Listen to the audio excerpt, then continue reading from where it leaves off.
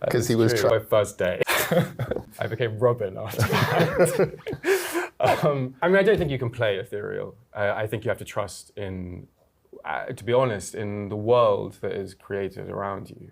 I think you can spend a lot of time being anxious about, I don't know, the profundity of the being that you're playing, but actually, ultimately, you have to trust that within yourself you have some qualities that can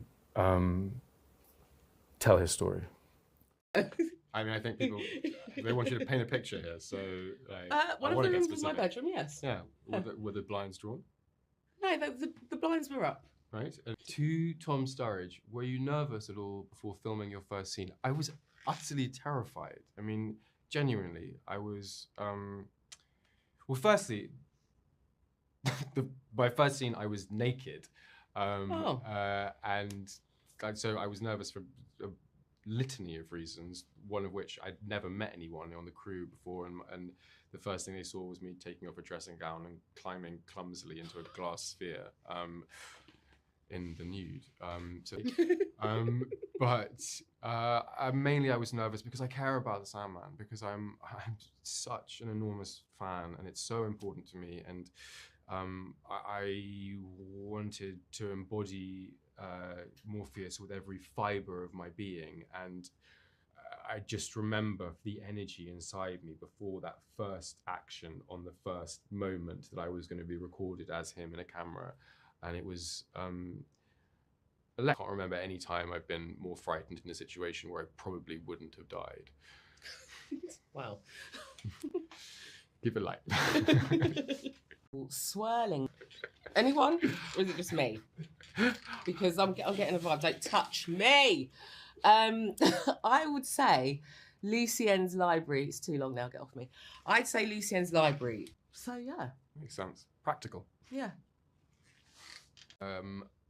For Tom Sturridge, what was it like to put on the dream costume for the first time? It was pretty moving, to be honest. I am an absurd fan of Sandman, and I've thought about, or had thought about Morpheus for such a long time.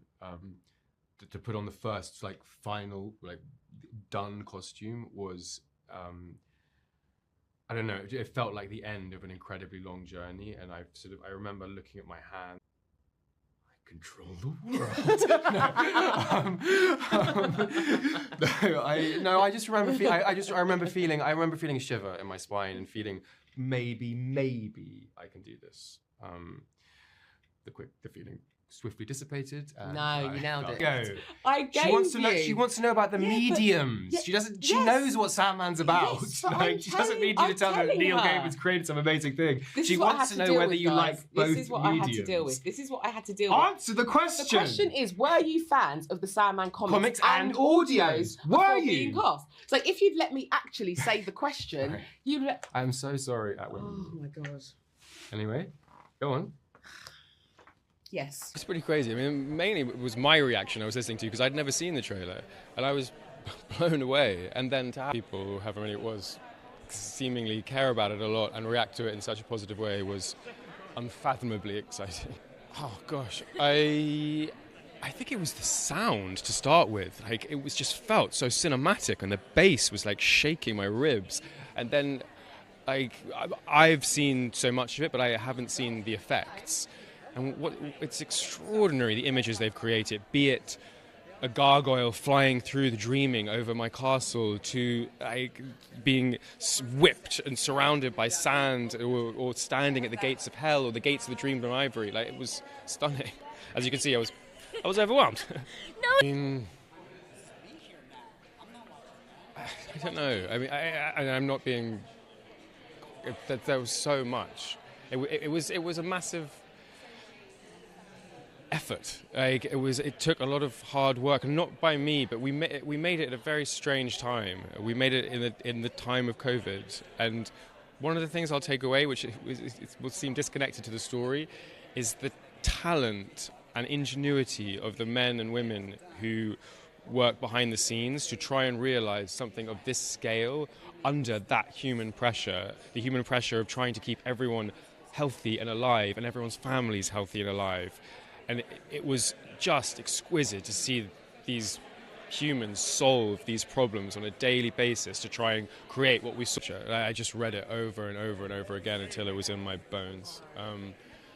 And then I think one of the primary parts of his soul is the burden of responsibility he feels for managing the collective unconsciousness of the universe. And I had some small fragment of that responsibility in having to manage the dreams and aspirations of the people who've read these books, the people who've always, as far as what happens in the future.